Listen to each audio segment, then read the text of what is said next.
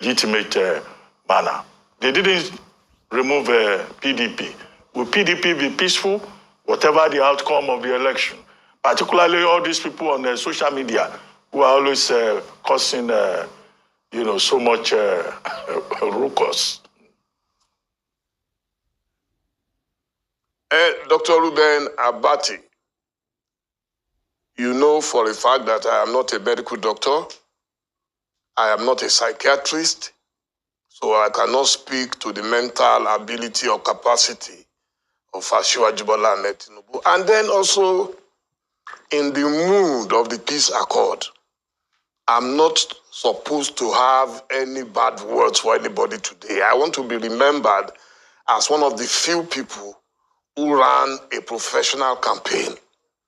So let Nigerians themselves judge whether they think Asiwaju Bola Ahmed Tinubu is physically fit, mentally okay. I heard you when you were talking about, I think it was Rufai was talking about gaffes after gaffes. Let Nigerians be the judge. I don't want anybody to say, oh, it's Dele Momodu, he's the director of strategic communications. Who said this? Who said that? Nigerians have eyes. Nigerians have ears. They can see how unruly these APC characters are being, extremely unruly, abusing their own president. I saw my big brother, Aliyu Adams Oshiomhole, climbing the roof of a vehicle in Edo State and abusing Buhari. I have never seen this Fuji House of Commotion before in politics, where people who used to hero worship the president just because they know he's on his way out. And the man who wants to take power from him is the one leading this rebellion. So, I'm not a doctor, but what they are doing to me doesn't make sense. Peter Obi says he's the best for the job. What did I expect him to say? But he knows he's senior. He knows that he is not in the same league as Atiku Abubakar. That is why he agreed to be his running mate the last time. And he hasn't told us that he discovered something untoward while he was running mate. He continues to give respect to whom it is due. And that is the way it should be. I like Peter Obi for that. I know it's going to be almost impossible for him to win, but I'm not God. You see, the configuration of Nigeria is what has convinced me that Atiku has the best chance.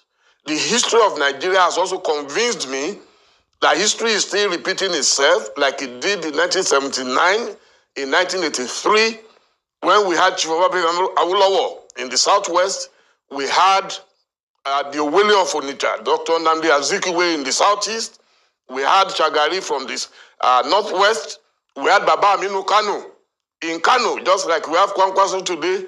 And so it's a repeat. Whenever two strong southern candidates meet a mainstream northern candidate, it is impossible to beat them. So today the competition is between Asiwaju and Peter Obi. It is not with Atiku Abubakar. That is a theory that held then, that holds today, and may still hold tomorrow. And that's the way I'll rest my case. Okay, because it's the day for final arguments. At a point in 2019, the PDP party chairman had to apologize to Nigerians for failures in the last 16 years. The PDP had a chance to change this country. They spent billions of naira on the power sector. Nothing happened. They spent billions of naira on the economy. It didn't still move the needle. Some people say it was better than this APC government, but it didn't still move the needle. They spent billions of infrastructure. We didn't see anything because there were many projects started by the PDP that was caught up in corruption. And there are many of them like that. Take, for instance, the Port Harcourt-Maiduguri rail line that was awarded under the PDP, that nothing was done because of corruption and mismanagement. So the PDP had come out at some point to apologize for failures in 16 years. Why should we give the PDP another chance, despite its failures when it got a chance for 16 years?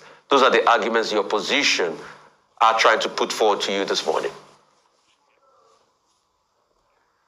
If you said PDP failed, I cannot find any word in the lexicon to describe what APC has done in the last 8 years, or whatever they have left or done. Anybody who loves Nigeria today will never pray for APC to come back to power. And if you are talking about apologies, that PDP apologized, what happened was that we thought PDP, nothing could be worse. I was one of those who supported Buhari.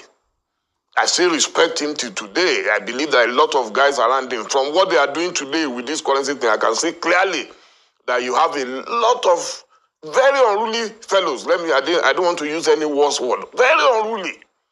So if this is the quality of advice they've been giving to the man, this is how they've been manipulating and blackmailing and bullying him, then Nigeria is in danger if they ever come back to power.